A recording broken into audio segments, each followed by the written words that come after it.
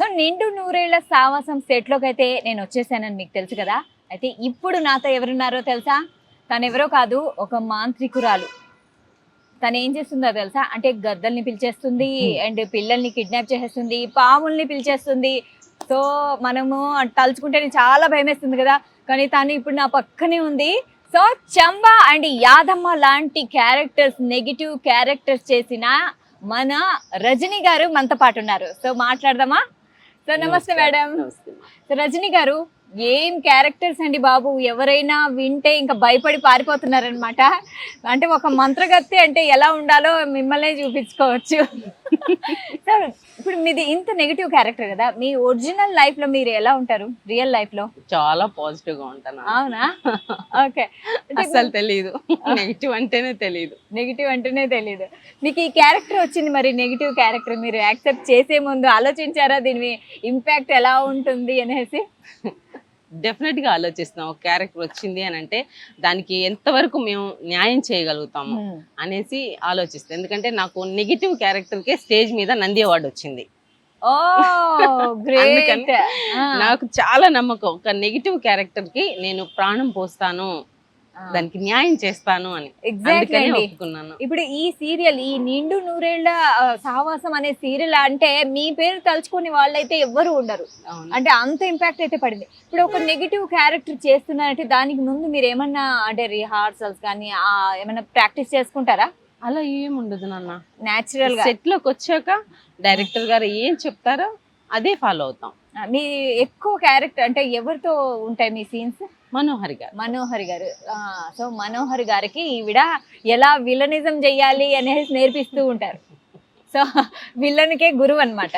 అయ్యయ్యో అలా అలా కాదు నాన్న, విలనిజం వద్దు, కొంచెం సాఫ్ట్ గా వెళ్ళనే చెప్తుంటా. ఓకే. విలనిజం అయినా గానీ సాఫ్ట్ గా వెళ్ళని చెప్తుంటా. ఓకే. సాఫ్ట్ గా వెళ్ళు అనేసి తనకి మనోహరి గారికి సలహాలు ఇస్తూ ఉంటారు. సో ఇప్పుడు చూసుకుంటే మనము శ్రీరామనవమి గురించి మనం మాట్లాడుకుంటే ఇప్పుడు మీ ఊర్లో ఎలా సెలబ్రేట్ చేసుకుంటారు శ్రీరామనవమి? శ్రీరామనవమి గురించి ముందుగా చెప్పాలి అని అంటే, నేను రాముడు పుట్టే నక్షత్రంలో పుట్టాను కాబట్టి శ్రీరామనవమి అంటే నాకు చాలా ఇష్టం. నా చిన్నప్పటి నుంచి కూడా వారం ముందే పందిళ్ళు వేసేవాళ్ళు. చక్కగా వడపప్పు బెల్లం అంటే అప్పుడే తెలుస్తుంది మనకి. ఏ ఊరు అండి? ఒంగోలు. ఒంగోలు, ప్రకాశం జిల్లా. ప్రకాశం జిల్లా ఒంగోలు. అయితే శ్రీరామనవమి అంటే ఎండాకాలమే వస్తుంది కంపల్సరీ. సైంటిఫిక్ గా చూసినా కూడా బెల్లము, మిరియాలు, ఎలాచి హెల్త్కి చాలా మంచిది. గాడ్ పరంగా చూసినా కూడా రాముడు ఎంత సాత్వికం కలిగిన వాళ్ళు. ఎగ్జాక్ట్లీ. ఆయన్ని చూసి ఒక ఫ్యామిలీలో ఒక భార్యని భర్తని భార్య ఎంత ప్రేమించాలి, రెస్పెక్ట్ చేయాలి, ఒక అన్నదమ్ముల్ని ఎలా రెస్పెక్ట్ చేయాలి, తల్లిదండ్రుల్ని ఎలా రెస్పెక్ట్ చేయాలి అనేది స్టోరీ. సో రాముడు పురుషోత్తముడు అంటారు, యుగ పురుషుడు అంటారు. ఎందుకంటే తండ్రి మాట జవదాటని వ్యక్తి అండ్ ఏకపత్నివ్రతుడు. అంటే ఆ లక్షణాలు ఈ కాలం అబ్బాయిల్లో ఉన్నాయంటారా? ఉన్నాయమ్మా. కాకపోతే ఏంటంటే అవి పక్కన పెట్టేసి వాళ్ళ దీనికోసం పరిగెడుతూ ఉండే క్రమంలో అవి అటు ఇటు వెళ్ళిపోతా ఉంటాయి. కాబట్టి అవి గుర్తు చేసుకుంటే మాత్రం ఎవరిలో అయినా సరే మంచి సుగుణాలే ఉంటాయి. సో శ్రీరాముడు అంటే ధర్మానికి, న్యాయానికి ప్రతీక అంటారు కదా. సో ఇప్పుడు మీరు చూసుకుంటే, సో ఇలాంటి శ్రీరామ నవమి రోజు మీరు రాముడిని గుర్తు చేసుకోవాలంటే మీకు ఎవరు గుర్తొస్తారు? ఎన్టీఆర్ గారు గుర్తొస్తారు. Okay, great. అవునండి, మాకు కూడా అంతే. ఎన్టీ రామారావు గారు. మాకు అప్పుడు రాముడు ఎలా ఉంటాడో తెలీదు. మా చిన్నతనంలో రాముడు అంటే రామరాసారే. ఆయన్ని చూస్తేనే నిజంగా రాముడు ఇలాగే ఇంత హైట్, ఇంత పర్సనాలిటీ, ఇంత అందంగా ఉంటారా అనిపిస్తుంది. ఆయన్నే తలుచుకుంటాం. ఇప్పుడు రాముడు దేవుడు అని పెద్ద అయిన తర్వాత ఇలాగా తెలిసింది కానీ యాక్టర్ అని. అప్పుడైతే ఆయనే దేవుడు మాకు. కృష్ణుడు అన్న ఆయనే, రాముడు అన్న ఆయనే. చాలా బాగా చెప్పారు. అయితే ఇప్పుడు సెట్ లో మీరు అంటే రోజంతా సెట్ లోనే ఉంటారు కదా, ఈ రోజు శ్రీరామనవమి ఎలా జరుపుకున్నారు సెట్ లో? చాలా బాగా అమ్మ. అందరం అసలు అన్ని సీరియల్స్ కన్నా కూడాను కొన్ని సీరియల్స్ లో చాలా ఒక ఫ్యామిలీలో మనం ఉన్నాము, మనం సీరియల్లో లేదు, యాక్ట్ చేయడానికి రాలేదు, ఒక ఫ్యామిలీ మెంబర్స్తో కలిసి ఉన్నాము అనే ఫీల్ కలుగుతుంది. అందులో ఒకటి నిండు నూరేళ్ల సావాసం. ఓకే. ఆర్టిస్టులు అందరూ ఫ్యామిలీ మెంబర్స్. రోజంతా అంటే హాయిగా గడిచిపోతుందా? చాలా హ్యాపీగా. సో ఎందుకంటే అంటే ఒక 24 అవర్స్ ఎక్కువ మీరు సెట్ లోనే గడుపుతారు అవును కాబట్టి అవును ఆ ఫ్రెండ్లీ అట్మాస్ఫియర్ అనేది చాలా అవును. ఇంపార్టెంట్. అవును. ఓకే. అండ్ ఏంటి ఫ్యూచర్ ప్లాన్స్ ఏంటి మీకు? ఇలాంటి సీరియల్స్ ఇంకా చాలా ఇలాంటి ప్రొడక్షన్ లో చేయడం ఒక అదృష్టంగా భావిస్తూ ఓకే. మంచి మంచి ప్రాజెక్టులు చేయాలని ఆ రాముడిని కోరుకుంటాను. రియల్ క్యారెక్టర్ అంటే ఇప్పుడు మీ రియల్ లైఫ్ లో ఎంత సాఫ్ట్ గా మాట్లాడుతున్నారు, ఎంత ప్రేమగా మాట్లాడుతున్నారు అంటే ఆన్ స్క్రీన్ నెగిటివ్ గా ఎలా ఎలా సాధ్యమవుతుంది అసలు? God gift. God gift. Simple గా గాడ్ గిఫ్ట్ అని చెప్పేస్తున్నారు. మీ సీక్రెట్ చెప్పట్లేదు మాకు. అయ్యో నిజంగానే నాకు కళామ తల్లి స్టేజ్ నుంచి కొన్ని అనుభవాలు. ఆహా. అంటే మీరు స్టేజ్ షో చేశారా?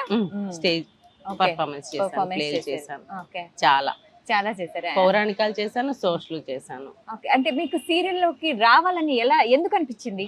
కరోనా తల్లి. కరోనా కరోనా తల్లి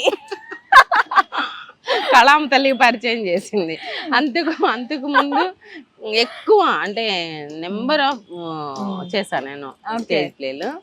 కానీ ఈ కరోనా వల్ల అన్ని స్టేజ్ చాలా తగ్గిపోయినాయి. చాలా తగ్గి ఎక్కడో ఇప్పుడు 1 6 తక్కువ ఓకే. జరుగుతున్నాయి అంతే. ఇంకా మరి బ్రతుకు తెరువు ఇది తప్ప ఇంకోటి రాదు. నటనే జీవితం. మీకు నటన వచ్చు కదా, మరి సినిమాల్లోకి వెళ్ళొచ్చు కదా? చేశానా సినిమాల్లో వకీల్ సాబ్ లో పోలీస్ గా చేశాను. ఓ సెకండ్ ఇస్తాను పవన్ గారికి. పవన్ కళ్యాణ్ అంటే మీ ఫేవరెట్ హీరో కాబట్టి అదే సినిమా సెలెక్ట్ చేసుకుని చేశారనమాట. ఏం లేదు, దాంట్లో కూడా ఈ స్టేజ్ గురించి ఒక గొడవే జరిగింది. ఎట్టకేళ్ళకి చేయాల్సి వచ్చింది. ఇవాళ అది పెద్ద మెమరీలా మిగిలిపోయింది. అయితే నేను ఒకటి విన్నాను, మీరు సౌందర్య గారితో కూడా స్క్రీన్ షేర్ చేసుకున్నారంట కదా, అది కూడా ఇదే ఇంట్లో? అవును, ఇదే ఆ లొకేషన్. స్టోరీ చెప్పండి మాకు. ఇదే లొకేషన్ లో నాకు అప్పుడు ఎంత 18 అట్లా ఉంటుంది. మిడ్డీని ఒక వైట్ టాప్ వేసుకొని ఆడుతోని ఆఫ్ సినిమా ఉంటాను నేను ఆమెతోని. ఓకే. ఏ సినిమా? ఫుల్ డైలాగ్ భలే బుల్లోడు. భలే బుల్లోడు. ఇదే లొకేషన్. ఓకే. అందులో ఏ క్యారెక్టర్ మీది? అమ్మాయికి ఫ్రెండ్ క్యారెక్టర్. ఓకే. అమ్మాయి ఫ్రెండ్ క్యారెక్టర్. ఫ్రెండ్ క్యారెక్టర్, అమ్మతో డైలాగ్స్, వెరీ పాజిటివ్ తల్లి. అదే నేను అడుగుతున్నాను, సౌందర్య గారిని మీరు అంత దగ్గరగా చూసారు, హాఫ్ సినిమా అంతా ఉన్నాయి కదా, మీరు సౌందర్య గారి గురించి మీకు తెలిసిన కొన్ని విషయాలు చెప్పండి. అయ్యో, అమ్మ గురించి చెప్పాలంటే ఒక అర్హత ఉండాలి. బంగారు తల్లి, అసలు నటన కోసమే పుట్టింది. ఆమె వెళ్ళిపోయినప్పుడు చాలా ఏడ్చాను నేనైతే. అయ్యో ఇదేంటి ఇలా జరిగింది, ఇంత మంచి అమ్మాయికి అలా జరిగింది. వెరీ పాజిటివ్, ఎవరి జోలికి వెళ్ళదు. సెట్లో కూర్చుని ఏదో బుక్ చదువుకుంటా కూర్చుంటది, ఏదైనా ఉంటే మాట్లాడుతుంది. కో ఆర్టిస్టులు చాలా కూల్గా మంచిగా, నేను హీరోయిన్ని అనే తత్వం ఉండదు ఆమెకి. చక్కగా కూర్చొని తిన్నారా, ఏం చేస్తున్నారు అని మాట్లాడి మళ్ళీ సపరేట్ గా తన పాటికి తన డైలాగ్స్ చూసుకొని ఉండేవారు. మంచి అమ్మాయి. అండ్ అంటే యాక్షన్ అనగానే యాక్షన్ అంటే దూరిపోతారా అందులో క్యారెక్టర్ లోకి?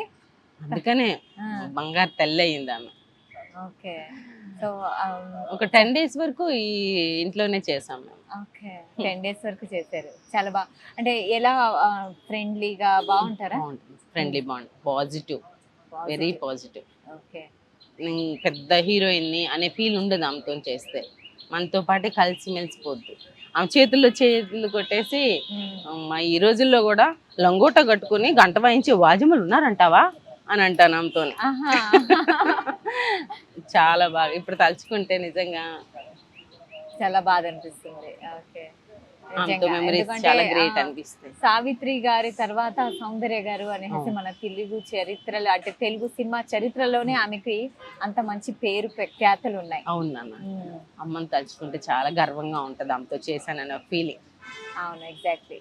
సో రజనీ గారు, చాలా హ్యాపీగా ఉంది మీతో మాట్లాడి, చాలా ఫన్ ఫీలింగ్ వచ్చింది. ఎందుకంటే ఆ విలన్ క్యారెక్టర్ అయినా మీరు ఇంత సాఫ్ట్ గా ఇంత కూల్ గా మాట్లాడారంటే, అంటే క్యారెక్టర్ ఏదైనా కూడా అంటే రియల్ లైఫ్ వేరు, రియల్ లైఫ్ వేరు అనమాట. అది నిదర్శనమే మీరనమాట. మీ అంటే ఈ రాముడి గురించి కానీ, ఈ పండుగ విశిష్టత కానీ అంతా చాలా బాగా ఎక్స్ప్లెయిన్ చేశారు. Thank you so much. Thank you అమ్మా. మీ చంబా మరియు ఏదమ్మ. నా ఒరిజినల్ నేమ్ రజనీ శ్రీకళ. శ్రీరామనవమి శుభాకాంక్షలు. Thank you. సాక్షి టీవీ ప్రసారాలను నిలిపివేయడం చట్టరీత్యా నేరం. సాక్షి టీవీ ప్రసారాల కోసం మీ స్థానిక కేబుల్ ఆపరేటర్ను వెంటనే సంప్రదించండి. DTHలో, ఇంటర్నెట్లో కూడా సాక్షి టీవీ ప్రసారాలను వీక్షించవచ్చు.